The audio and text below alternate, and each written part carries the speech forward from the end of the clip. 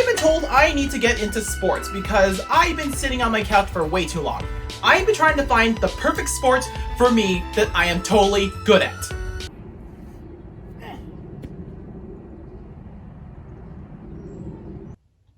It is a work in progress.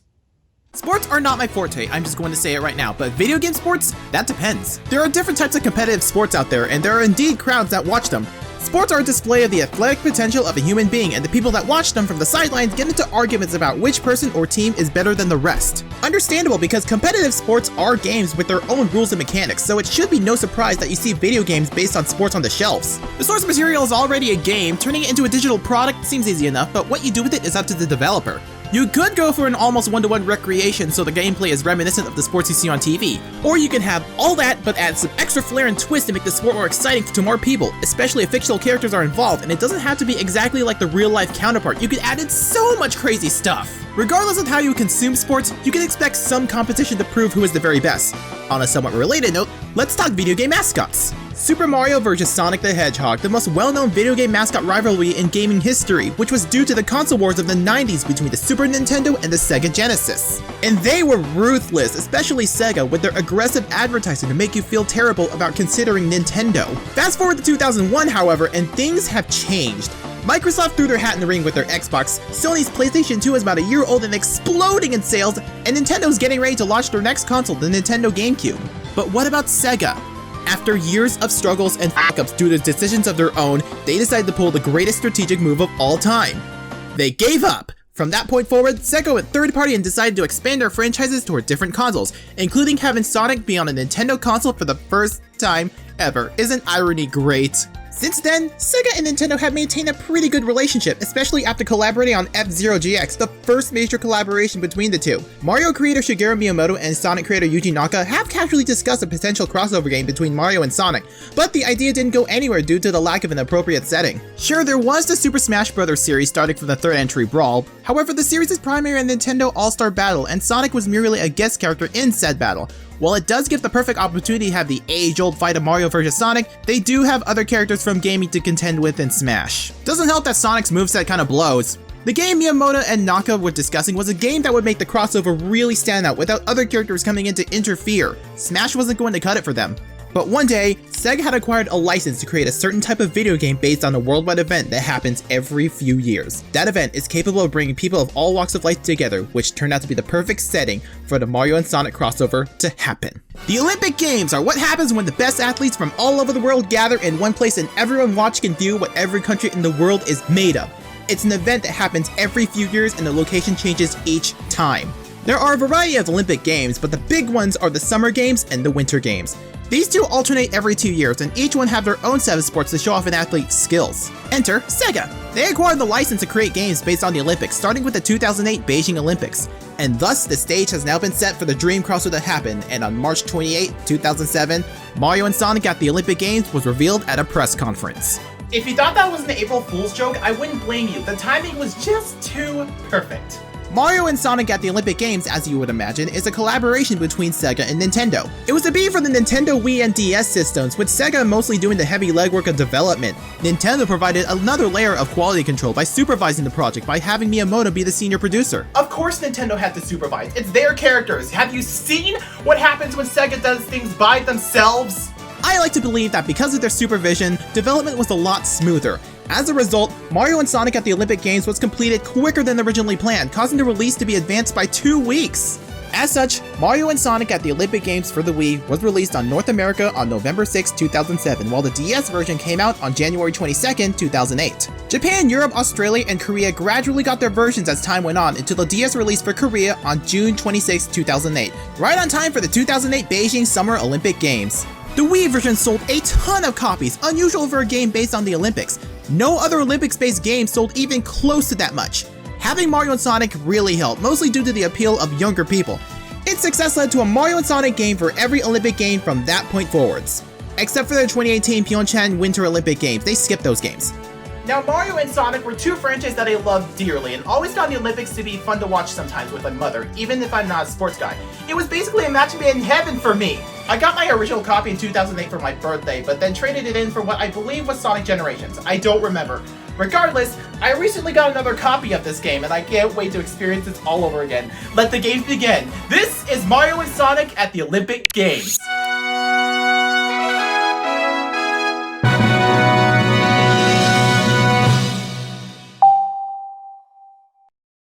Look at this opening cutscene. Look at it in all its animated glory. This opening cutscene alone shows what used to be two of the biggest rivals in all of gaming enjoying the sports with their friends, making new ones along the way, true to the Olympics bringing nations together. Mario and Sonic at the Olympic Games! God, I wish I was that announcer. This game has 4 save files. 4 for essentially a minigame collection. Now we enter a name and the flag of the country we represent. We're going all American here.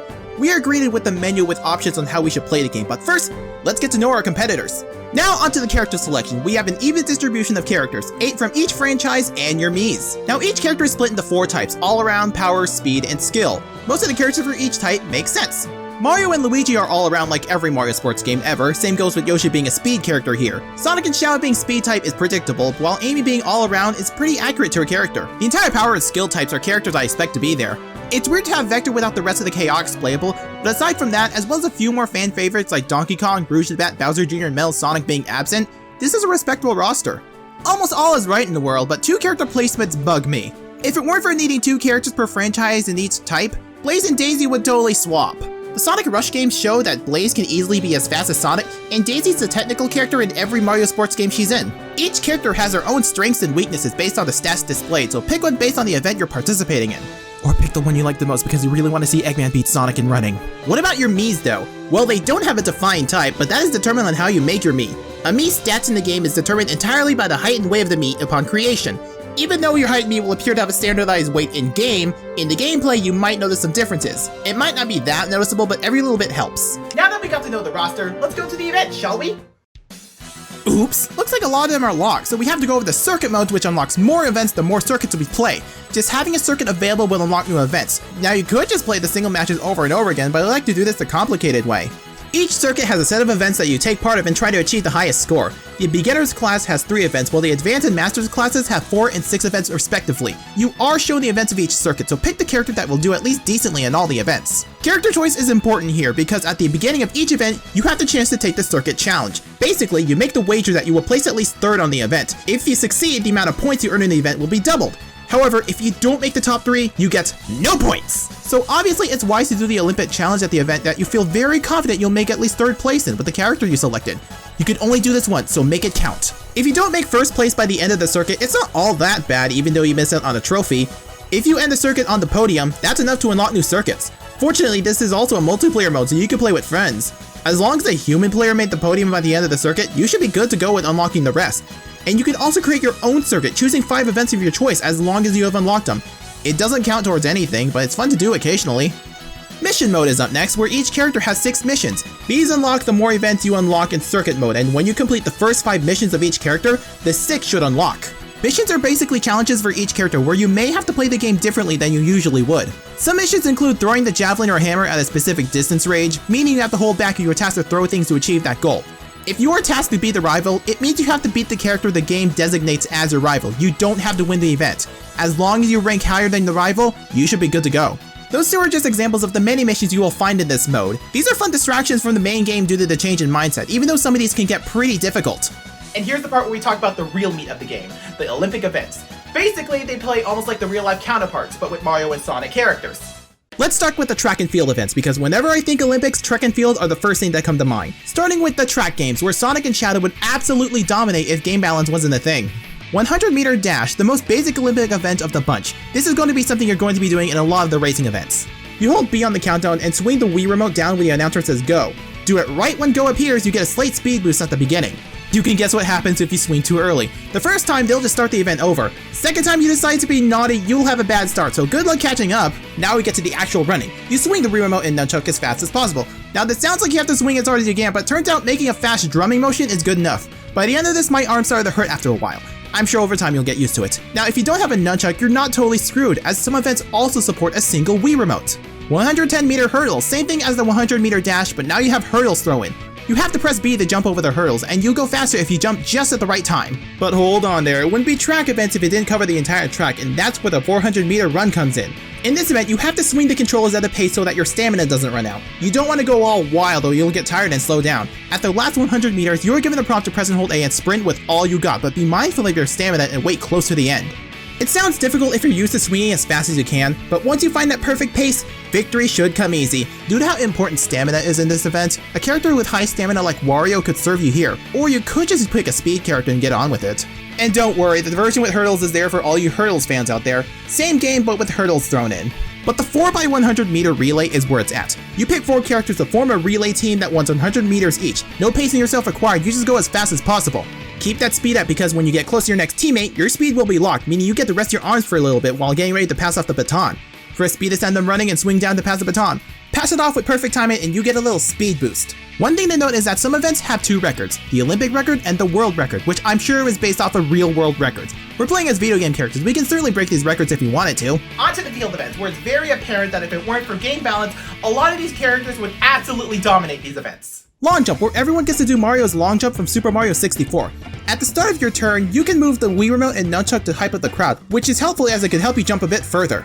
You run until your speed is locked and then swing the Wii Remote upwards to jump before the foul line. But don't swing too hard or your jump will be bad, and that'll happen to you a lot. Seriously, it takes so much practice to swing the Wii Remote in a way that the game considers decent. Triple jump is up next. Before this, I didn't know the sport like this existed. I thought it was just a Mario Party 5 minigame. Hype up the crowd and start running like you did for long jump. This time, you would need to alternately swing both controllers. Wii Remote to hop, Nunchuck to step, and back to Wii Remote to jump. Same thing with the long jump. Getting a good jump takes practice if the controllers really want to cooperate.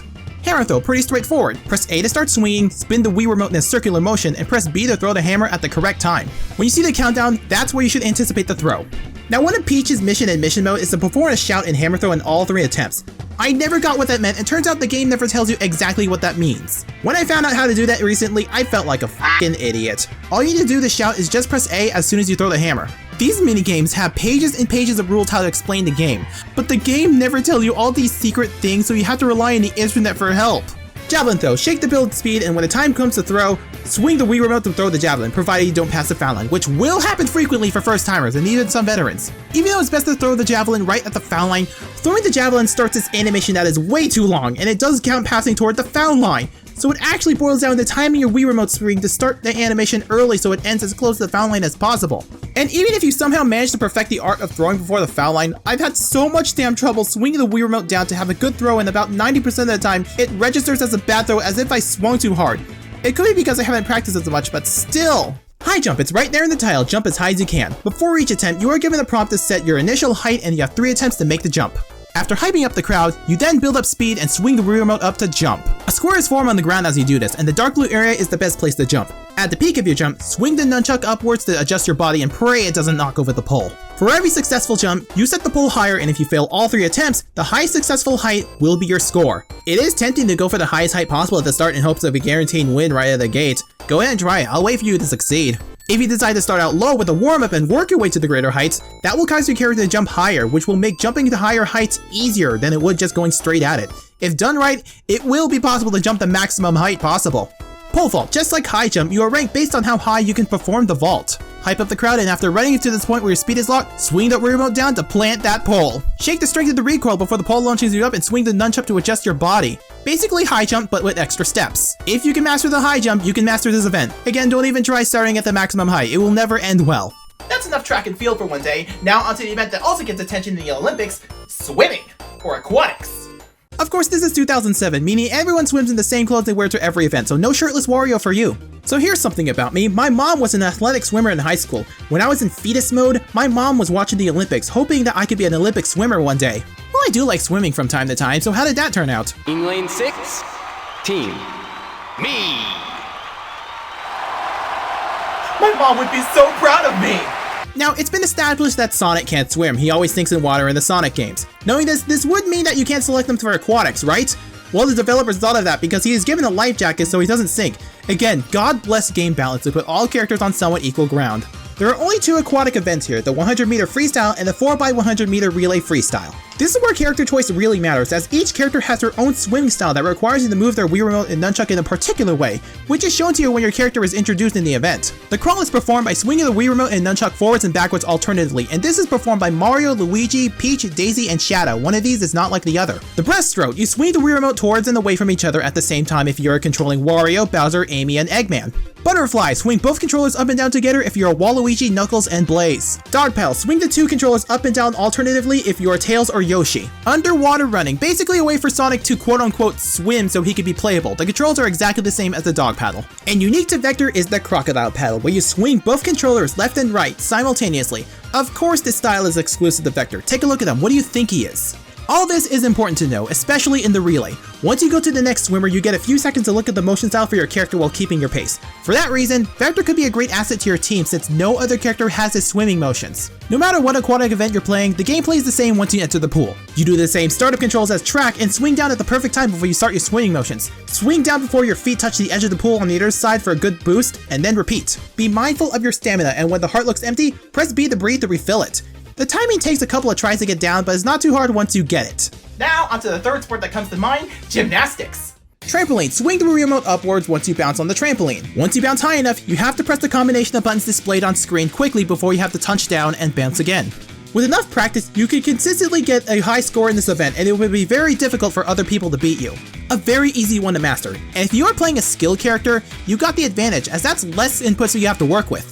Vault, run to lock your speed and swing down once to hit the springboard. Shake the nunchuck and Wii Remote downwards in any way you want to do flips and try to stick the landing. Shake the Wii Remote and nunchuck if you find yourself shaking upon landing unless you want to fall on your butt and embarrass yourself.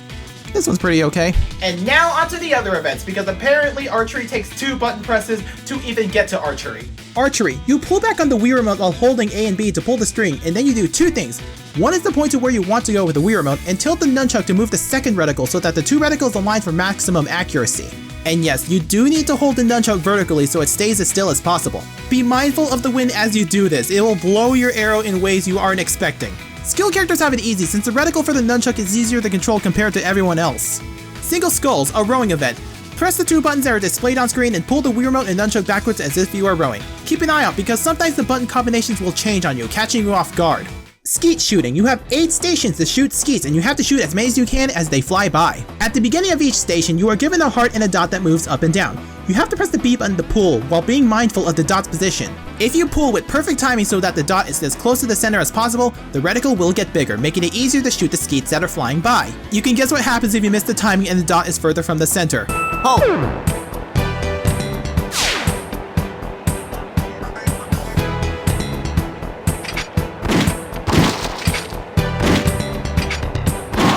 When you pull, the dot speed can go really slow or really fast, which is randomized at each station. Supposedly the speed stat determines how slow the dot moves at its slowest as well as the opposite when it goes fast. Speed characters can enjoy a slow dot if they get lucky, though I did try this with Bowser who has the lowest speed. Either I got the hang of the timing when I tried this, or I could not notice any difference in the dot speed. Either way, speed characters having the advantage here makes sense since Shadow's the only one who actually held a real gun. Be quick on the pulling because you are timed just in case there is a tie of the total skeet shot down. Fencing, 4 characters compete against each other tournament style to see who takes the gold. First one to make 15 touches wins the match. Now against humans, I can imagine 2 people can pressure each other to make mistakes so that I can achieve more touches. But the AI sometimes forgets that parrying and feinting are things, so you can just keep thrusting over and over while cornering them until you get 15 touches. Table tennis, first one to 11 points wins the match. You don't have to worry about moving yourself to the ideal position, the game does it for you. This is almost like Wii Sports Resort table tennis. You time your swing so you can hit the ball and how well you time determines its path. However, you can press A to do a chop, a slow moving shot, or B for a smash, a fast moving shot but your character has a bit of a delay before swinging. That's not the Olympic events, not much to write home about, it's just Olympic games that Mario and Sonic characters in. But Sega and Nintendo weren't just content with that. There's the actual Olympic events, but there are 4 other events known as Dream Events. Dream Events are what makes the series stand out. These are loosely based off the Olympic events, but given a Mario and Sonic twist by using elements from the 2 series, and this isn't restricted to the visuals. Actual elements of the 2 series are in play here. Dream Race, welcome to On-Foot Mario Kart. Swing the Wii Remote to build up your speed, and you can control yourself with the analog stick. Along the way, you can grab items to hinder your opponents. If you ever wanted to experience a Sonic character touching a Mario Kart item box, this event is for you. With all that in mind, just be aware that all the usual bullshit that happens in Mario Kart will happen here too. Overconfidence in first place will come back to haunt you. The Mario Kart bullshit will strike at any time. Just because this game lacks a blue shell doesn't take away the pain when a chain of events gets you from first place to last in a matter of seconds, especially right at the end. Dream Platform. You've ever seen how high divers jump for diving events? Well, Dream Platform takes that to extremes in that you're jumping off of a plane. It's basically skydiving at that point. The goal here is to dive through rings and perform tricks via button combinations. You can also throw items to disrupt your opponents. Just be mindful where you do your tricks because you'll never know when an item or an obstacle will hit you and disrupt your performance. Despite it looking like a race, you're never actually rewarded or penalized based on when you hit the water. All the game cares about is how well you performed. Dream Fencing. The controls are the same, but this time the goal is to deplete your opponent's health as if you're in a fighting game. As you duel, you notice that the meter starts filling up. Once the meter is full at least one level, hold A and B and thrust to perform a special attack. Each special attack is depending on the type of character they are. Speed characters will do multiple thrusts, or tongue lashes in Yoshi's case. This can get really dangerous if you get too close. Power characters push opponents really far from where they are. Skill characters send out a projectile that goes the entire length of the field. And all-around characters is just a powerful thrust. These specials can knock an opponent out of the ring if they're close enough to the edge, which will cause them to take huge damage. This is a fun one for me because you know how much I love fighting games. Dream Table Tennis. Controls are the same, but the score is determined based on how long the rally went before someone misses. This opens up some strategies. Do you want to keep the rally going for more points, or make the rally load just to make sure the opponent doesn't catch up? And just like Dream Fencing, you have special moves based on the character type. Basically, if Mario Power Tennis had Sonic characters and instead was a simplified table tennis game. All these specials manipulate how the ball moves. Speed characters, as you guess it, cause the ball to go fast enough to make it hard to see. Power characters have the ball slam on the other side and stay in place before moving. All-around and skill characters are mean. The ball is delayed at the center of all-around characters and disappears entirely for skill characters, making predicting the ball's movements really difficult. Gallery consists of trivia about the Olympics themselves, as well as the location at the time, which is Beijing, China. However, you have to play a set of minigames to unlock the trivia. These minigames to unlock these are relatively simple. I just do the clear condition as the bare minimum and then just lose on purpose, because if I have to hear Yoshi happiness and Tails say awesome one more time, I will! Completing a full set in the gallery unlocks a Mario song and a Sonic song for you to listen to while reading. That's pretty neat. Records, basically where you can look at all the stuff that you have done. Emblems are basically achievements, such as getting gold with all characters or doing a specific task in a certain event. Funnily enough, I had an instance where the AI player got the world record and I got the emblem unlocked. And lastly, we can't have personal records without a leaderboard. You can connect to Nintendo Wi-Fi to compare your records to people all around the world.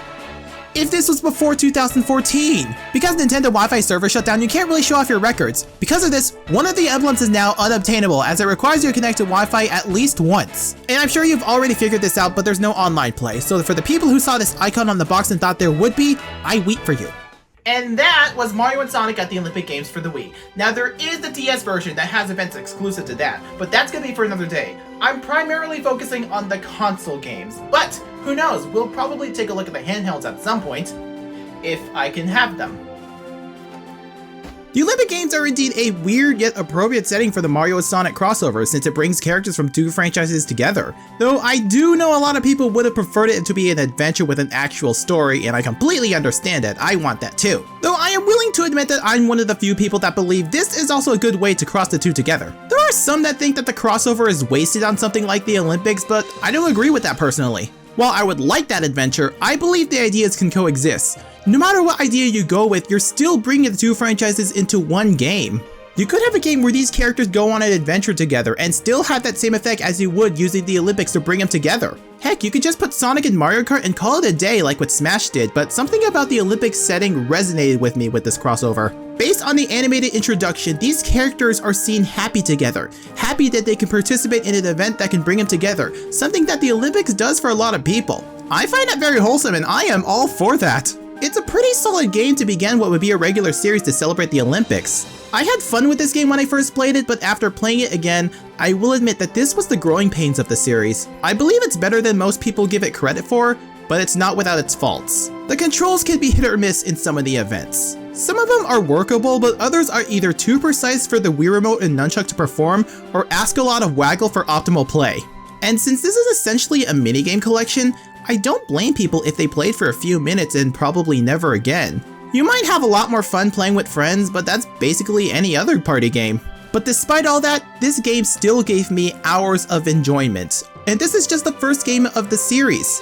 It really showed me that this crossover can have potential no matter what the setting. Regardless, it can still be a fun time, and that's what matters to me the most. Speaking of potential, do you know what else has potential? Me! I still believe that I can be an Olympic athlete. I totally believe I can be an Olympic runner if I work hard enough.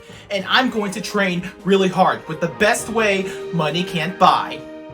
This is a great idea! This is a great idea! This is a great idea! It's now official!